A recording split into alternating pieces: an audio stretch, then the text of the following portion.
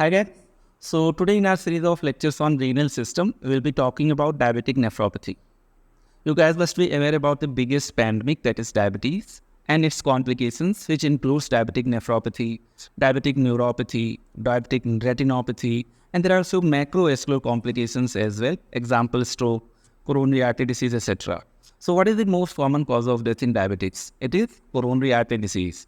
And this coronary artery disease is further more common in patients of diabetes who have coexisting diabetic nephropathy. Okay, so let's talk about diabetic nephropathy. I'm pretty sure that after going through this lecture, you guys will not require any other text for diabetic nephropathy or any other platform to study diabetic nephropathy. Okay, so here we go. Be it type 1 diabetes mellitus or type 2 diabetes mellitus.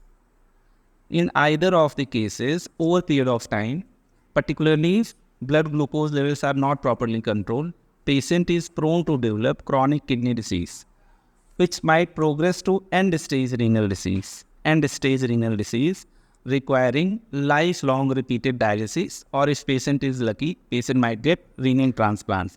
And this nephropathy due to diabetes is known as diabetic nephropathy. Okay, initially it might be a silent disease, but this is a progressive chronic kidney disease. From one stage to another stage, it progresses over a period of time, ultimately leading to chronic renal failure. तो यहाँ पे अगर हम लोग देखें series of events, initially during the first 5 years of diabetes, it might represent itself as a silent nephropathy. In silent nephropathy, there will be hypertrophy of nephrons resulting into hyperfiltration. So hypertrophy of nephrons will lead to bilateral enlarged kidneys. And this hyperfiltration will result into increased glomerular filtration rate. This is very important. So initially in diabetic nephropathy, the glomerular filtration rate will be even more than normal. Then next 5 years, patient might develop early nephropathy. In early nephropathy, there might be no clinical features. But if you go for urine examination, particularly urinary ACR, that is albumin-creatinine ratio, you might demonstrate microalbuminuria. क्या range होती है माइक्रोएल्ब्यूमिनुरिया की, अभी हम लोग देखेंगे. अभी भी कोई क्लिनिकल फीचर नहीं आया. So if you happen to treat a diabetic patient, you need to screen that patient for diabetic nephropathy, so that you can diagnose that condition at earlier stage and use ACE inhibitors to delay the progression of disease. How these ACE inhibitors will work or angiotensin receptor blockers will be used, we will discuss this point later on.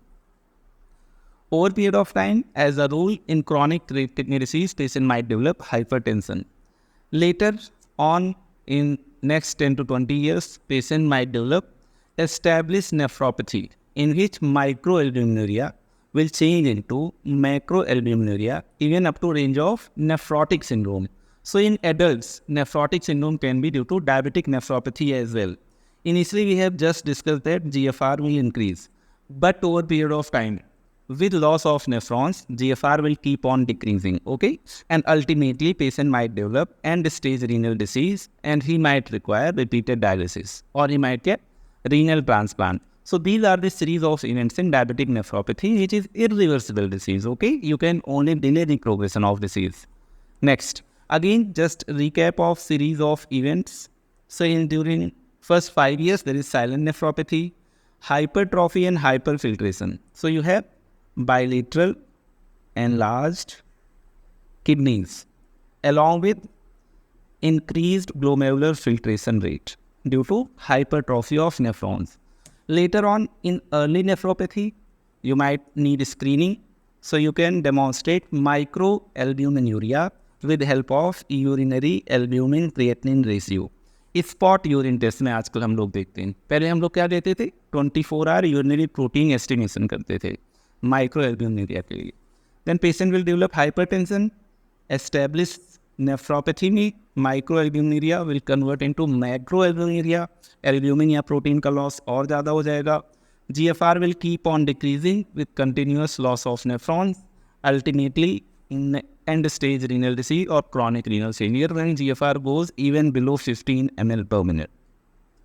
Okay, so very, very simple. Moving ahead, diabetic nephropathy. Okay, here you are seeing normal kidney. यहाँ पे कुछ structures को मैं label कर दे रहा हूँ, right, ताकि कुछ कॉन्सेप्ट्स हम लोग ईजिली डेवलप कर पाएँ. This is afferent arteriole and blood leaves glomerulus by efferent arteriole. Then you have glomerulus, and in normal individuals, in urine, there is no loss of protein. Okay, so normally there is no protein in urine. Whereas in case of diabetes, when there is diabetic nephropathy, then patient first starts losing a small amount of protein in urine, that is microalbuminuria. So in diabetic nephropathy, one of the first manifestations is microalbuminuria. So there will be loss of protein. Okay. So along with hyperfiltration, there will be microalbuminuria as well. Okay. यहाँ पे एक बार फिर से देखते हैं structure of glomerulus and adjacent structures. You have afferent arteriole, you have efferent arteriole. बार बार हम लोग इन आर्टीरियोल्स को रिपीट इसलिए कर रहे हैं क्योंकि कुछ यहाँ पे पैथोजेनेसिस से रिलेटेड चीज़ें हैं जो एक्सप्लेन करेंगी हाइपर फिल्ट्रेशन और माइक्रो एल्ब्यूमिनुरिया को. आगे चल के इंटरवीन करने में क्या ड्रग यूज़ करेंगे उसको भी यही कॉन्सेप्ट एक्सप्लेन करेंगे. So you have Bowman's capsule, you have glomerulus. मान लो ये प्रॉक्सिमल कॉन्वोल्यूटेड ट्यूब्यूल है, then you have collecting duct and here you have urine. In normal individuals, urine do not contain any amount of protein. So this is normal. But in diabetic nephropathy, here you have afferent arteriole, here you have efferent arteriole. In diabetic nephropathy, there is sclerosis of arteries. Okay? Diabetes can involve your arterioles, your glomerulus, even your proximal convoluted tubules. So in pathogenesis, we will study about different lesions in diabetes. Okay? तो यहाँ पे भी starting में हम लोग देख रहे हैं ईफरेंट आर्टीरियोल की स्क्लेरोसिस होगी. Okay, more as compare to afferent. तो ये अगर ईफरेंट आर्टीरियोल्स नैरो हो जाएंगे तो filtration pressure will increase. Okay, so initially there will be hyperfiltration due to constriction of efferent arterioles, particularly by what, sclerosis of efferent arterioles. So hyperfiltration और microalbuminuria, both these things are very very dangerous. जितना ज़्यादा hyper filtration होगा, जितना ज़्यादा micro एल्ब्यूमिनुरिया होगा, उतना ज़्यादा kidney disease और प्रोग्रेस करेगी.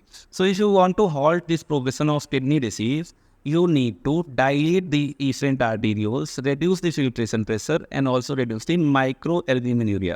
Therefore, you guys need ACE inhibitors or angiotensin receptor blockers to delay the progression of renal disease, particularly diabetic nephropathy, not to control hypertension in first place. Okay, so here in case of diabetic nephropathy, there will be leakage of proteins in urines, that is microalbuminuria, followed by macroalbuminuria. Okay, एक बार फिर से हम लोग recap कर लेते हैं complications of diabetes. Complications of diabetes mellitus. Okay, on one side you have microvascular complications. On the other side you have macrovascular complications. Okay, microvasculars में diabetic retinopathy, diabetic nephropathy जो आज का टॉपिक है. इसके अलावा you have diabetic neuropathy as well. Okay, दूसरी तरफ macrovascular में you have stroke, you have coronary artery disease जो कि हम लोगों ने डिस्कस किया, most common cause of death in diabetics. So you have stroke, that is cerebrovascular accidents. You have coronary artery disease, you have peripheral vascular disease, for example diabetic foot. Okay, moving ahead. So today's topic is discussion on diabetic nephropathy. Okay, अब देखो, चाहे type 1 diabetes mellitus हो, चाहे type 2 diabetes mellitus हो, आगे चल के chronic kidney disease होगी. This is known as diabetic nephropathy. But as we have already discuss that initially there might be silent nephropathy in which there will be hyperfiltration और there can be hypertrophy of nephrons. तो यहाँ पे कोई clinical feature नहीं हुआ. उसके बाद हम लोगों ने देखा था early nephropathy in which we found out that there can be microalbuminuria. Even microalbuminuria can be asymptomatic. तो अगर यहाँ पे हम लोग क्लिनिकल फीचर्स की बात करें तो क्लिनिकल फीचर्स में initially patient will be asymptomatic. Therefore role of screening comes into this scenario. So you have asymptomatic albuminuria, microalbuminuria. Later on, patient can develop hypertension. Okay, features of macroalbuminuria, macroalbuminuria, that is even nephrotic syndrome. Okay, oedema वगैरह होगा, ascites वगैरह हो सकता है। आगे चल के kidney affected हो रही है, जीएफआर कम हो रहा है, हो सकता है यूरिन आउटपुट कम हो, और हम लोग कह देंगे यहाँ पे features of renal failure, okay, azotemia and all. तो initially it can be asymptomatic, it might present as nephrotic syndrome, progressive renal failure and hypertension. अब मान लो मुझे किडनी की कंडीशन को डेमोन्स्ट्रेट करना है कैसा है, या डायग्नोसिस बनाना है डायबिटिक नेफ्रोपैथी का। तो एक डायबिटिक पेशेंट में अगर किडनी डिसीज हो तभी डायबिटिक नेफ्रोपैथी सोचेंगे, ओके। तो फर्स्ट है ये you should go for it to demonstrate microalbuminuria with help of spot urine test in form of urinary albumin creatinine ratio. इसमें क्या होगा, स्पॉट सैंपल में आप टेस्ट कर लोगे। पहले क्या होता था, 24 आवर का यूरिन कलेक्ट करते थे, उसमें क्वांटिफाई करते थे कितना प्रोटीन निकला, राइट। एक रेंज नॉर्मल होती थी, उससे ज़्यादा होता था तो हम लोग कहते थे माइक्रो एल्ब्यूमिनुरिया, उससे भी ज़्यादा होगा तो मैक्रो एल्ब्यूमिनुरिया, ओके। बट वहाँ पे 24 आवर का यूरिन होना चाहिए, that is very very cumbersome, okay. So now days you need spot urine albumin creatinine ratio. और यहाँ पे अगर बायोप्सी कराओगे तो कुछ लाइट माइक्रोस्कोपी में चेंजेस मिलेंगे, कुछ इलेक्ट्रॉन माइक्रोस्कोपी में, क्योंकि ये इम्यून रिलेटेड डिसीज़ नहीं है तो immunofluorescence will come out to be normal. तो डिस्कस करते हैं हम लोग अब उसके पहले फिर से concept, okay. So you have afferent arteriole, you have efferent arteriole, okay. In normal individuals urine contains no protein, okay, whereas in diabetic nephropathy blood coming via efferent arteriole, leaving via efferent arteriole. As we have already discussed, efferent arteriole is affected more as compared to efferent arteriole. Due to sclerosis of efferent arteriole, due to narrowing of efferent arteriole, filtration pressure increases. There is hyperfiltration, there can be microalbuminuria resulting into loss of protein in urine. फिर से देख लेते हैं, this is efferent arteriole, blood आया, this is efferent arteriole. What happens in diabetic nephropathy? Initially there will be sclerosis of efferent arteriole resulting into increased filtration pressure, resulting into hyperfiltration and microalbuminuria. तो यहाँ पे ये note करके मैं लिखवा दे रहा हूँ, इन diabetic nephropathy efferent arteriole sclerosis happens, okay. तो यहाँ पे क्या हो गई, आर्टरी नैरो हो गई, क्या हो गया, फिल्ट्रेशन प्रेशर इंक्रीज हो गया, it results into hyperfiltration and ultimately leading to microalbuminuria, okay, hyperfiltration and microalbuminuria. तो इसका मतलब आगे चल के अगर एस इनहिबिटर्स देंगे तो एस इनहिबिटर्स क्या करेंगे, इसको डायलेट करेंगे। तो डायलेट करेंगे तो हाइपर फिल्ट्रेशन कम हो जाएगा, okay, and this hyperfiltration can lead to progression of this disease.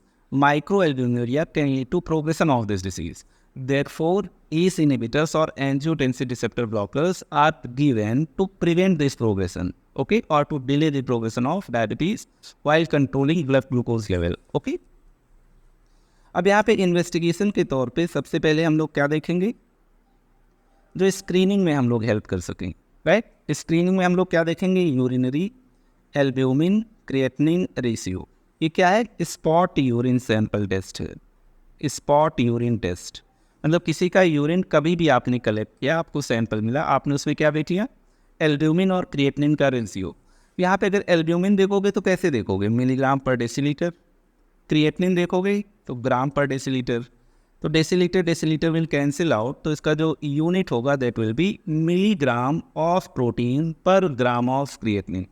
पहले हम लोग माइक्रो एल्ब्यूमिनुरिया को कैसे डेमोन्स्ट्रेट करते थे, 24 आवर यूरिन सैंपल में। तो 24 आवर का यूरिन भी होना चाहिए, है ना, प्लस ये थोड़ा सा एरर प्रोन होता है। यहाँ पे हम लोग क्या कहते थे, 300 up to 30 to 300 milligram per day loss of protein was known as microalbuminuria. अब यहाँ पे हम लोगों को 24 आवर का सैंपल नहीं चाहिए, स्पॉट सैंपल चाहिए। तो you can demonstrate ECR and if you find 30 to 300 milligram per gram, right, then it is denotive of microalbuminuria. देखो दोनों में रेंज सेम है 30 to 300, एक में मिलीग्राम पर डे है, एक में milligram per gram of creatinine है। Okay, so this is very important. E1, E2, E3, तो ACR के हम लोगों ने ग्रेडिंग कर रखा है, albumin creatinine ratio. This is less than 30, this is normal, this is 30 to 300, this is micro albumin urea. Okay, तो अगर ACR करते हो किसी का 30 to 300 milligram per gram ACR की वैल्यू आती है, this denotes that there is microalbuminuria, there is diabetic nephropathy. Okay, later on ये और ज़्यादा हो जाएगा, ग्रेटर देन 300 हम लोग कह देंगे मैक्रो एल्ब्यूमिनुरिया। ओके, अब अगर मान लो किसी ने क्रॉनिक किडनी डिसीज़ को क्लासीफाई करना है कि किस ग्रेड का क्रॉनिक किडनी डिसीज़ है, तो एक तो हम लोग GFR के बेसिस पे करते हैं, जो कि हम लोग ऑलरेडी पढ़ चुके हैं। उसके साथ साथ ये भी देख लेते हैं डिग्री ऑफ प्रोटीनूरिया क्या है। ओके, तो यहाँ पे हम लोगों ने क्या देखा है, A2, this is 30 to 300 milligram per gram of creatinine. Okay, तो अभी इस लेक्चर में ACR की वैल्यू 30 से लेके 300 मिलीग्राम पर ग्राम है, this is microalbuminuria. Okay, same value. Okay, अगर मान लीजिए 24 आवर यूरिनरी प्रोटीन एस्टिमेशन आप करा रहे हो तो भी 30 से लेके 300 milligram per day loss of protein in microalbuminuria, but this is more convenient. Okay, and more sensitive as well. आगे चलते हैं। जब CKD को क्लासीफाई करते हैं, that is chronic kidney disease, तो दो क्राइटेरिया यूज करते हैं। एक EGFR, right, that is estimated glomerular filtration rate, GFR, और दूसरा हम लोग क्या करते हैं, ACR।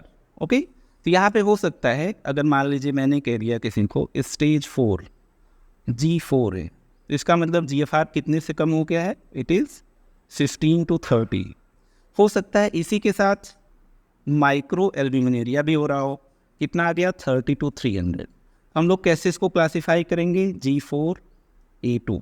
ओके, तो आजकल केवल CKD का क्लासिफिकेशन GFR पे नहीं, right, it includes ACR component as well. हो सकता है किसी का G1 A1 हो सकता है किसी का G2 A3 हो, something like this. So this ACR is very very important, particularly helpful in screening of diabetic nephropathy. I hope you gas got this point. अब देखो, अगर मैं यहाँ पे पैथोलॉजिकल चेंजेस की बात करूँ, you can go for kidney biopsy, but कोई डायबिटिक नेफ्रोपैथी का पेशेंट है, आप सस्पेक्ट करो, you don't need to order this test. Okay, this is for study purpose. You can go for light microscopy, you can go for electron microscopy, you can go for immunofluorescence test. Okay? अब देखो अगर कर रहे हैं biopsy तो सबसे पहले हम लोग क्या देखेंगे, लाइट माइक्रोस्कोपी चेंजेस। इसमें जो सबसे कॉमन चेंज है ग्लोमेरुलस का जो चेंज है, दैट इज डिफ्यूज ग्लोमेरुलोस्क्लेरोसिस, और कभी कभी नोडुलर चेंजेस होंगे ग्लोमेरुलस में, that is known as nodular glomerulosclerosis, और KW lesion, that is Kimmelstiel Wilson lesions. Okay, this is more common, this is more pathognomonic.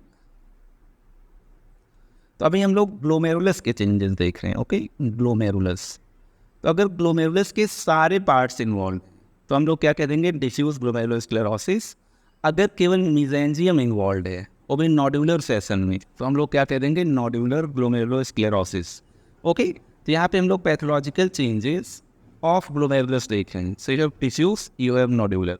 तो डिफ्यूज में हम लोग क्या कहेंगे, all parts of glomerulus involve, और जब हम लोग नोडुलर कहेंगे तो ओनली मेसेंजियम। ओके, देखते हैं कुछ डायग्राम। यहाँ पे देखो, लाइट माइक्रोस्कोपी में, light microscopy short form use करते हैं। ओके, हमें क्या मिल जाएगा, diffuse glomerulosclerosis and nodular glomerulosclerosis. This is more common, this is more specific, and this is also known as KW lesions, that is Kimmelstein-Vinson lesion. Okay, light microscopy में all parts of nephron involved, only mesenchyme involved. अब देखो यहाँ पे first change क्या आता है। Okay, तो first change के लिए you need to go for electron microscopy. Electron microscopy, in electron microscopy, if there is thickening of glomerular basement membrane, highly suggestive of diabetic nephropathy. Okay, there is thickening of glomerular basement membrane. This is the first change. Okay, अगर first change पूछा जाए, it starts with thickening of glomerular basement membrane. Okay, अगर nodular glomerulosclerosis है, तो there will be disproportional mesangial expansion leading to nodular lesion. This is known as Kimmelstein-Wilson lesions, and this is the nodular glomerulosclerosis, which is quite evident on even light microscopy, and this is pathognomic for diabetic nephropathy. Whereas which is more common, it is diffuse glomerulosclerosis. अब देखो केवल glomerulus में ही change नहीं होगा. अगर किसी को diabetic nephropathy है, हम लोगों ने एफरेंट और एफरेंट आर्टेरियोल्स में भी चेंज देखे, हम लोगों ने ग्लोमेरुलस में भी देखा. इसी तरीके से प्रॉक्सिमल कॉन्वोल्यूटेड ट्यूब्यूल भी अफेक्टेड हो सकता है. ओके, एक बार फिर से देख लेते हैं. This is diffuse glomerulosclerosis. All parts of glomerulus are involve. चाहे मिजेंजियम हो वो भी इन्वॉल्व है, बेसमेंट मेम्ब्रेन हो वो भी इन्वॉल्व है. ओके, सब एंडोथेलियल लीजन हो कैपिलरी टफ्ट के पेरिफेरी पे, दैट इज फाइब्रिन कैप, वो भी प्रेजेंट है. Even parietal epithelium of Bowman's capsule is also involve. तो कैप्सूल इन्वॉल्व है तो capsular drop. Okay, periphery of capillaries involve है, fibrin cap, and then you have mesangial proliferation and thickening of glomerular basement membrane. लेकिन अगर केवल क्या हो, किस चीज़ का एक्सपेंशन हो, मेसेंजियम का एक्सपेंशन हो, तो जब हम लोग बात करते हैं नोडुलर ग्लोमेरुलोस्क्लेरोसिस या KW लीजन्स के, तो हम लोग कहते हैं दिस इज मोर पैथोग्नोमिक, और यहाँ पे there is only mesangial proliferation. Okay, not all parts of glomerulus proliferation. Okay, not all parts of glomerulus. Quite simple. लेकिन जब डिफ्यूज ग्लोमेरुलोस्क्लेरोसिस की बात करेंगे तो there is involvement of all parts of glomerulus. Example के तौर पे फिर से देख लेते हैं. There is thickening of basement membrane. Okay, there is fibrin cap, there is involvement और thickening of parietal epithelium of basement capsule, तो हम लोग क्या कहते हैं, capsular drop. Even there will be mesangial expansion. Okay, तो डिफ्यूज में सारे ग्लोमेरुलस के स्ट्रक्चर्स इन्वॉल्व होंगे, नोड्यूलर में केवल मेसेंजियम का प्रोलिफरेशन होगा, and it will lead to formation of nodules known as Kimmelstiel Wilson lesions. Okay, Wilson lesions. अब देखो ये कैप्सूलर ड्रॉप है, यहाँ पे आप parietal epithelium of Bowman's capsule देख सकते हो, और जो टफ्ट ऑफ कैपिलरीज के पेरिफेरी है, राइट, वहाँ पे फाइब्रिन कैप है. एक तरीके से सब एंडोथेलियल डिपॉजिट्स हैं ऑफ ग्लोमेरुलस, हाईलाइन डिपॉजिट्स. तो फाइब्रिन कैप क्या है और कैप्सूलर ड्रॉप क्या है, दोनों हम लोगों ने समझ लिया है. ओके, अब देखो कुछ इस तरीके से आपका बोमेन्स कैप्सूल है. ओके, कुछ इस तरीके से आपका एफरेंट आर्टेरियोल है, then you have efferent arteriole. कुछ इस तरीके से आपका ग्लोमेरुलस है. ओके, बना लेते हैं इसको. Afferent arteriole, Bowman's capsule, and this is PCT. तो जब भी किसी को डायबिटिक नेफ्रोपैथी होगी तो हर जगह चेंज आ सकता है. जैसे मान लीजिए मैंने कह दिया there is sclerosis of efferent arterioles, बहुत इंपॉर्टेंट नहीं है लेकिन हम लोगों ने डिस्कस किया है. इसके अलावा ग्लोमेरुलस इन्वॉल्व होगा, ग्लोमेरुलस, जिसमें हम लोगों ने डिफ्यूज ग्लोमेरुलोस्क्लेरोसिस देखा, और दूसरा चीज़ क्या देखा, नोड्यूलर एंड नोड्यूलर ग्लोमेरुलोस्क्लेरोसिस. इसी तरीके से PCT में भी चेंजेस होंगे. ओके, PCT में क्या हो सकता है, there can due to excess of glucose there can be glycogen deposits in cells of proximal convoluted tubule. Okay, तो PCT में you can get Armanni Epstein lesions, और ये क्या है, ग्लाइकोजन है in cells of PCT, vacuoles बन जाती हैं glycogen. So in this way we have discussed all the pathogenesis involved in diabetic nephropathy. Okay, एक बार रिकैप कर लेते हैं. एफरेंट और एफरेंट आर्टेरियोल्स इन्वॉल्व होंगे. एफरेंट आर्टेरियोल्स ज़्यादा इन्वॉल्व होंगे, स्क्लेरोसिस ज़्यादा होगी, नैरोइंग ज़्यादा होगा, it will lead to hyperfiltration and even माइक्रोएल्ब्यूमिनुरिया.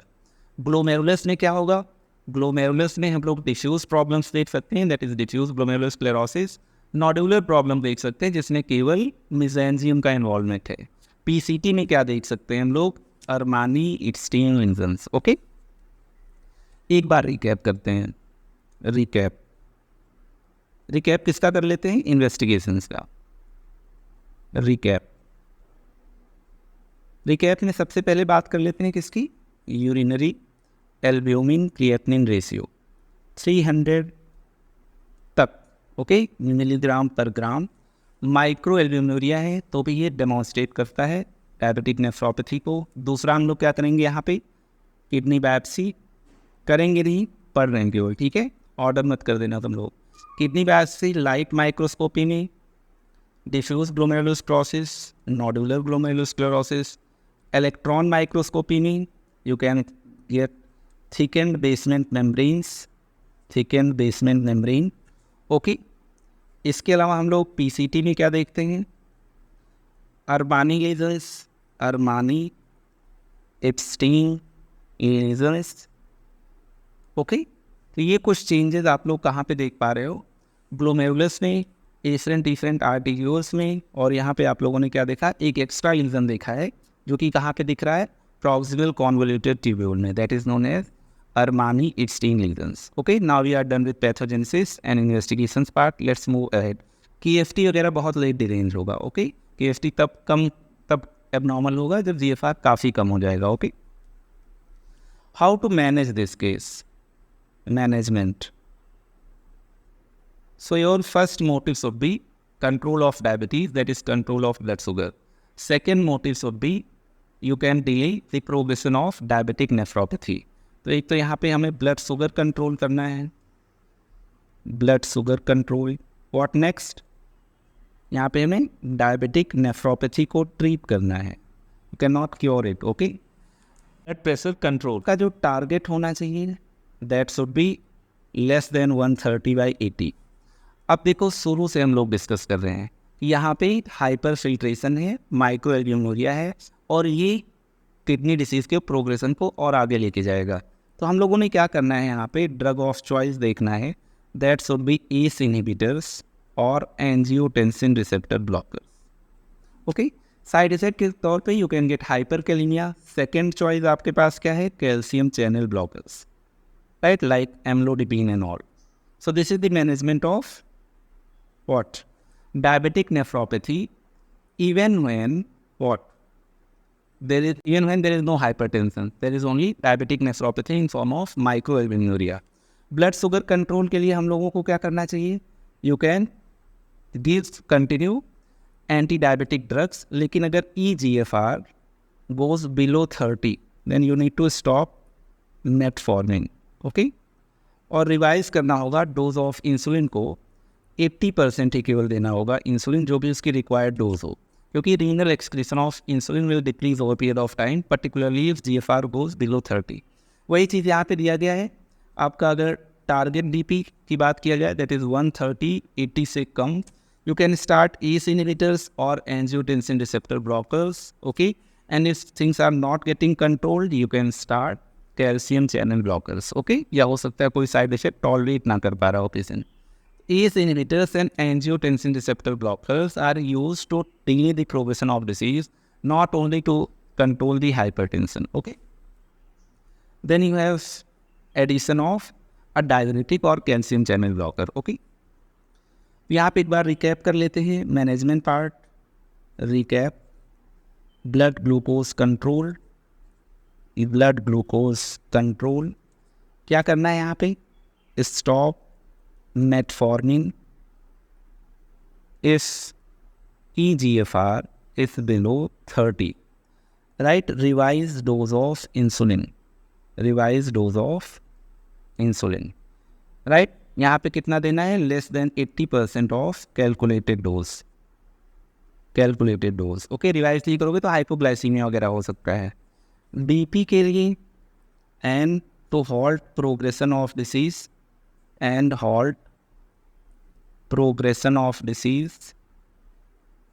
you have to give ACE inhibitors, angiotensin receptor blockers, Okay, if you are getting hyperkalemia like complications, you can switch to calcium channel blockers or diuretics. बहुत ज़्यादा कभी हो गया BP, you can use alpha blockers and all these things. The main motto of discussing management is that even though patient might not have increased BP, but if patient is diagnosed case of diabetic nephropathy, there is microalbuminuria, okay, you have to give ACE inhibitors to delay the progression of disease, ताकि आगे hypertension ना हो उसको. Let's take some multiple choice questions. What is the preferred method for determining microalbuminuria? कई बार हम लोगों ने discuss किया it is urinary albumin creatinine ratio, और यहाँ पे कैसे हम लोगों को करना है, स्पॉट यूरिन सैंपल में. ओके, यहाँ पे 24 आवर का यूरिन सैंपल की कोई ज़रूरत नहीं है. So you have urinary albumin creatinine ratio in spot voided urine. तो dipstick can not tell you the ratio. Okay, और 24 आवर यूरिनरी प्रोटीन अभी ऑब्सोलीट हो रखा है. Next question, the recommended treatment of early diabetic nephropathy manifested by microalbuminuria. There is no hypertension. I am repeating, there is no hypertension. Okay, so what is the treatment? हम लोगों ने discuss किया diabetes आपको control करना है. हम लोगों ने डिस्कस किया हाइपर फिल्ट्रेशन, माइक्रोएल्ब्यूमिनुरिया को भी कंट्रोल करना है. ओके, ज़्यादा प्रोटीन लेगा तो ज़्यादा एल्ब्यूमिन का लॉस भी होगा. तो ज़्यादा प्रोटीन अगर निकल रहा है it will cause progression of chronic kidney disease. तो एक तो glycaemic control, absolutely right. Low protein diet, yes, you have to give low protein diet, क्योंकि protein can damage your renal parenchyma. Then strict glycemic control and low protein diet, absolutely right. Third option is strict glycemic control, low protein diet and ACE inhibitors. So we are not using ACE inhibitors to control hypertension. If there is hypertension, yes, this will control it. But even though there is no hypertension, ACE inhibitors are given to delay the progression of disease. They will control hyperfiltration, they will also control BP, they will also control microalbuminuria. Okay, so ACE inhibitors need to be added. That's all. I hope your concepts got clear in this lecture. Thank you. Bye bye.